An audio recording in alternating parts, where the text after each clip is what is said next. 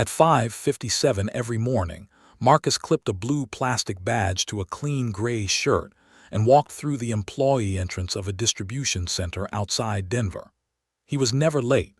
He worked 40 hours most weeks. He knew which conveyor belt rattled before it jammed, which supervisor forgot names, and which vending machine sometimes gave back an extra quarter. Nobody at work knew that 3 hours earlier, Marcus had woken in the back seat of a 12-year-old sedan. He was employed, but homeless, living in his car and hiding it behind a uniform. How can someone clock in every day, collect a paycheck, and still have nowhere to go when the shift ends? The answer was not one terrible decision. It was a chain of ordinary costs, each one small enough to survive alone, arriving faster than he could recover.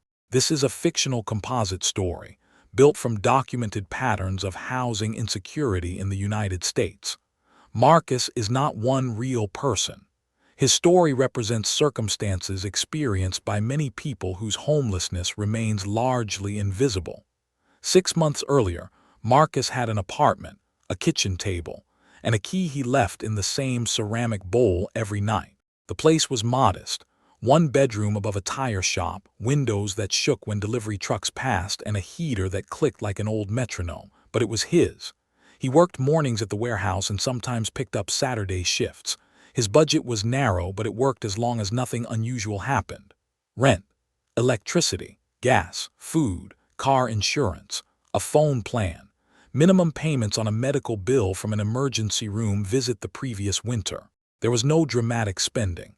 No secret addiction, no reckless vacation, just a life balanced on a margin so thin that a $200 surprise could become a crisis. The surprise arrived as a rent increase, followed 3 weeks later by a transmission repair. Marcus moved numbers across a page. If he paid the repair, rent would be short. If he paid rent, he could not drive to work. The bus did not reach the warehouse before his shift began. He chose the car because the car protected the paycheck. That choice bought him time, but not enough. In 2025, the National Low-Income Housing Coalition estimated that a full-time worker needed to earn $28.17 an hour to afford a modest one-bedroom rental at the national fair market rent, without spending more than 30% of income on housing. Almost half of American workers earned less than that threshold. Marcus earned less. He could cover his old rent barely. He could not cover the new rent, repair the car, pay the past due medical balance, and produce another security deposit at the same time. This is how a housing crisis often feels from the inside, not like falling from a cliff, like descending one stair after another in the dark. First came the late fee, then the promise to the landlord, then the notice taped to the door. Then the calculation that if he left before formal eviction, he might protect his rental history. He packed his clothes into 2 plastic tubs, work shirts in one, everything else in the other. The ceramic key bowl went into a box he left with a coworker without explaining why. On his final night, he sat on the bare apartment floor and listened to the tire shop compressor shut down below him. The silence was the first moment he understood that the apartment was already gone. Marcus told himself the car was temporary. 3 nights, maybe 5. 1 paycheck, a cheap room, a new deposit saved within a month. He parked behind a 24-hour gym because other cars came and went all night. He folded a jacket under his head and kept his shoes on. Every sound became a warning. Tires on gravel, a shopping cart, footsteps, a flashlight moving across the windshield. Sleep came in pieces. At 4:40, he sat upright with a cramp in his neck and condensation on the glass. He drove to the gym, showered, shaved, and put on the gray work shirt. At 5:57, the badge beeped. Nothing in that sound revealed where he had slept. This was the beginning of his second job, the work required to make homelessness invisible. Living in a car creates a schedule that never appears on a time sheet. Marcus had to find a place to park, a bathroom that stayed open, water, a safe place to charge his phone, somewhere to wash clothes, and a way to keep food from spoiling. He learned which parking lots were bright enough to feel safe but not so heavily watched that security would knock on the window. He learned to rotate locations. He learned that buying one coffee could purchase 2 hours indoors. He learned to keep the driver's seat empty, even when the rest of the car was full. A car that looked ready to move attracted less attention. Most of all, he learned not to look tired. At work, fatigue looked like laziness. A wrinkled shirt invited questions. A phone dying during a scheduling call could cost a shift. The skills required to survive were real: planning, restraint, observation, memory. But none of them appeared on a resume. In January 2024, the U.S. Department of Housing and Urban Development counted 771,480 people experiencing homelessness on a single night. More than 274,000 were in unsheltered locations, places not designed for human habitation. The count includes people sleeping in cars, but any one-night count can struggle to capture everyone who moves, hides, doubles up, or avoids systems entirely. Marcus was exactly the kind of person people failed to see. After 3 weeks, Marcus made his first serious mistake. He scanned the same pallet twice.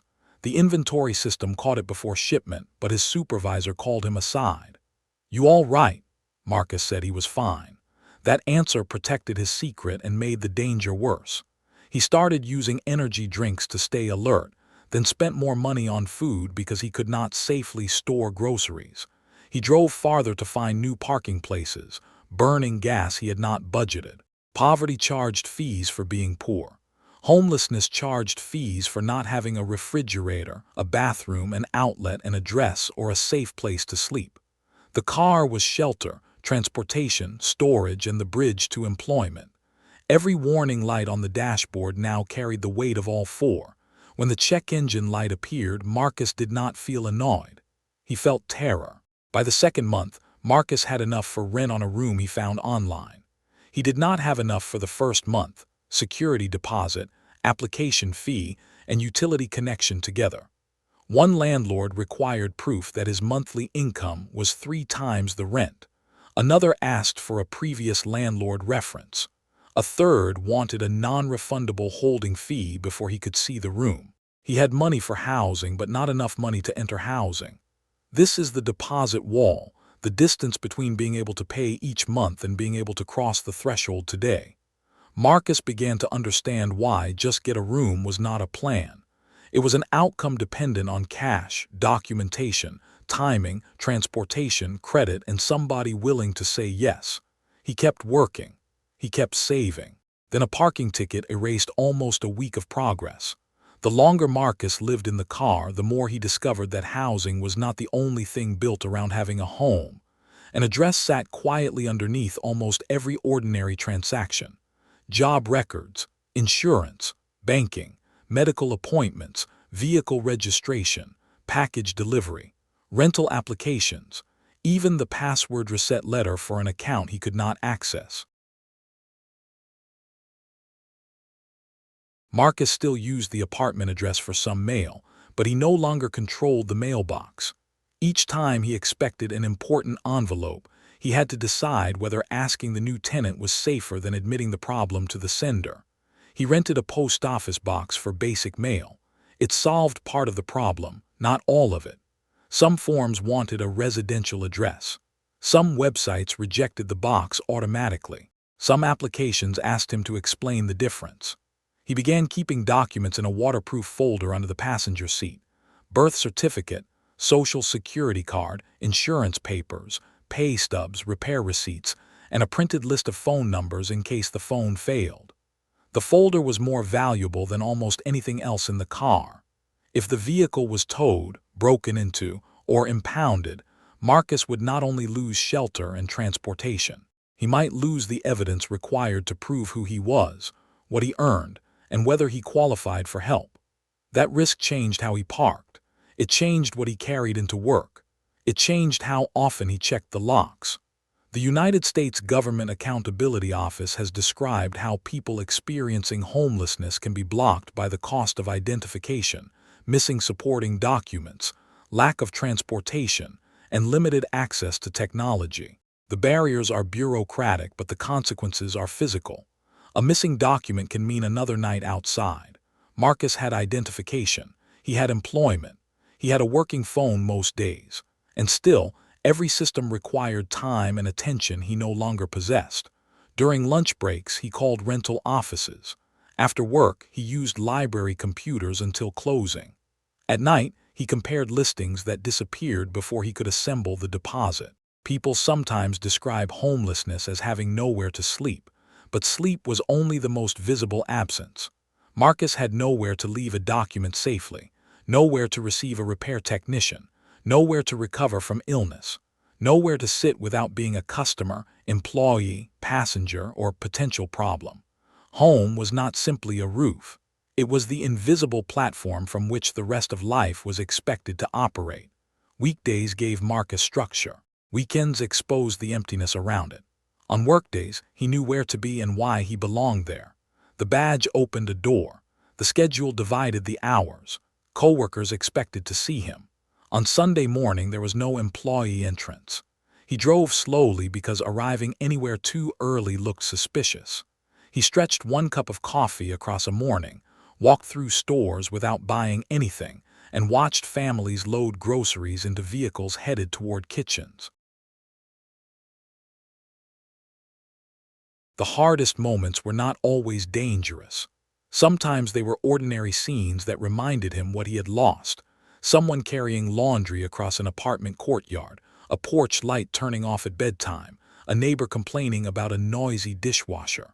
Marcus missed problems that belonged to a home. He also missed privacy, the ability to be unseen without hiding.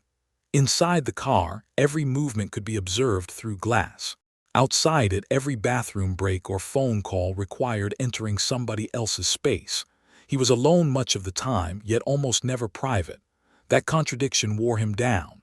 He started measuring his life in places that tolerated him for a limited time. 30 minutes at the gas station, 2 hours at the library, 1 shower at the gym, 1 night in a parking lot if nobody knocked. Homelessness had turned time into a series of permissions that could be withdrawn without warning. At 2:13 one morning, a flashlight filled the car. A security guard stood outside the window. Marcus lowered it 2 inches. The guard was not cruel. He was doing his job. The property did not allow overnight parking. Marcus apologized and left. But exhaustion had turned the city into a shrinking map. Every safe place eventually became unavailable. Every new place required another calculation. He pulled into a gas station and sat under white fluorescent light until sunrise. For the first time, he considered telling someone. Shame argued against it. Shame told him homelessness was a confession, not a condition. It told him people would reinterpret everything, the extra shifts, the same shoes, the tired eyes, as proof of failure. But secrecy was now costing more than pride. The turning point did not arrive as a miracle. It arrived as one honest sentence. Marcus's coworker Alina found him asleep in the break room before shift. This time, when she asked if he was all right, he did not say yes. "I've been sleeping in my car." Alina did not offer a speech. She did not tell him everything happened for a reason. She said, "Let's figure out what you need first." That distinction mattered. Not what was wrong with him. What did he need first? The answer was sleep, an address for applications, and help navigating local housing resources without missing work. Alina connected him with an employee assistance contact and a community organization. The first call did not solve anything. Neither did the second. But the third produced an appointment with a housing navigator who understood the deposit problem. Recovery was not a montage. Marcus still slept in the car for 5 more weeks. He gathered pay stubs, identification, bank statements, and old rental records. The U.S. Government Accountability Office has documented how missing identification, supporting documents, transportation, and technology can block people from jobs, housing, and benefits. Marcus had most of his documents. Others do not. Even with them, every office had different hours, and every hour away from work threatened the income the application was meant to prove. The housing navigator found a room in a shared house and a local program that could help with part of the deposit. Marcus paid the rest. The room was small. The paint was uneven. The window faced a fence. It was not the apartment he had lost. It was a door that locked from the inside. On the first night, Marcus placed the new key in the old ceramic bowl. Then he slept for 11 hours. Marcus did not escape because he finally worked hard enough. He had been working the entire time. He escaped because work was joined by information, documentation, temporary help, a deposit bridge, and one person willing to hear the truth without turning it into a judgment. That matters because the wrong explanation produces the wrong solution. If we believe homelessness is always visible, we overlook the worker in the next car. If we believe employment automatically creates housing stability, we ignore the widening distance between wages and rent. If we treat shame as motivation, we make people hide until the crisis becomes harder and more expensive to solve. HUD's 2024 count was the highest recorded. The agency pointed to the affordable housing crisis, inflation, and stagnant wages among lower and middle-income households as major pressures. Behind those national numbers are private routines: a uniform hung from a car handle, a toothbrush in a gym bag, an alarm set early enough to erase all evidence of the night. At 3:30 each afternoon, Marcus still walked out of the warehouse with everyone else. The difference was no longer visible. It never had been. Before, he walked toward a parking lot where the question was, "Where can I sleep without being noticed?" Now, he walked toward a room where a key waited in a ceramic bowl. The distance between those two lives was not character. It was access. So the next time someone says homelessness has a certain face, remember the badge. Remember the clean gray shirt. Remember that a paycheck can keep a person moving without giving them anywhere to arrive. And ask yourself, how many people do we pass every day whose hardest work begins after their paid shift ends? Getting the room ended Marcus's homelessness. It did not instantly repair everything homelessness had done. For the first week, he woke several times each night, unsure where he was. Traffic outside pulled him awake because his body still interpreted every approaching engine as a possible knock on the window. He kept his most important documents in the waterproof folder by the bed. He kept his shoes close. He kept the car packed longer than necessary. Safety had returned before his nervous system believed it. The financial recovery was just as gradual. Marcus still owed money on the repair. He still carried the medical balance. The parking ticket had not disappeared. Moving into a room introduced expenses the car had postponed: bedding, basic cookware, laundry supplies, and groceries that made sense only after he had a refrigerator. The first grocery trip felt strangely luxurious. Eggs, vegetables, a container of milk larger than he could finish in one sitting. He stood in the aisle calculating prices, then remembered the food could wait safely for him at home. At work, Marcus's performance improved before anyone knew why. He stopped making small scanning errors. He no longer arrived 40 minutes early just to sleep in the break room. His supervisor saw more focus, but not the private infrastructure behind it: a bed, a locked door, a shower, an outlet, and food that could be stored. Stable housing did not make Marcus more responsible. It allowed the responsibility he already possessed to produce results. He began rebuilding an emergency fund, $10 at a time. He saved the housing navigator's number. He told Alina that one day he wanted to help somebody else cross the deposit wall, but he did not turn his experience into a neat lesson. Some nights had been dangerous. Some systems had failed. Some luck had been necessary. He understood that another worker with the same discipline might face a broken transmission, a lost document, a closed program, or a landlord who chose another applicant. The key in the bowl was real progress. It was not proof that everyone could escape by repeating his exact steps. If stories like this help you see the invisible chapters in ordinary lives, subscribe to Invisible Chapters.